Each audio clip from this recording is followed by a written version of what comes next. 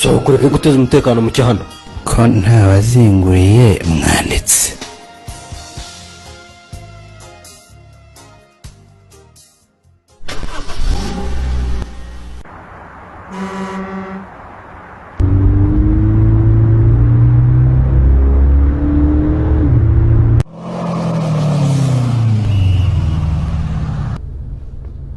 Mwiriwe nkuruhushya rwo gutwara ikinyabiziga.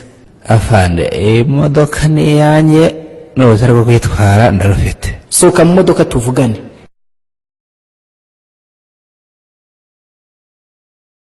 Niki kigutera kwica amategeko y'umuhanda nkana? Urabona bose nari nitahiye nihuta kandi narebaga nkabura umuhanda w'inyurimo gusa. Ariko urasa nkaho wasinze.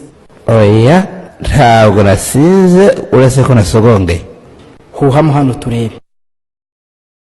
Ntugomba kurenza 0.8 none ugejeje kuri 3.1 bivuze ko watwaye ikinyabiziga wasinze kandi urabizi ko kizira kuko bitera umushoferi ubuteganye buke kandi ariyo ntandaro y'impanuka nyinshi. Hanyuma iyi modoka yo turayikubikira gusa uracibwa amande y'R150 yo gutwara ikinyabiziga wasinze kandi wongereho nandi $50 yuko watwaye ikinyabiziga ku muvuduko urenze wagenwe. Ikindi uranafungwa. Ariko mara we ubu koko twona tumweraga iki nanyoye ducupa tune sinasinze rwose. Iyo nza kumenya ko hari ibirambo afana simba nazinyoye shinkoni zamboka byawe sinzongera.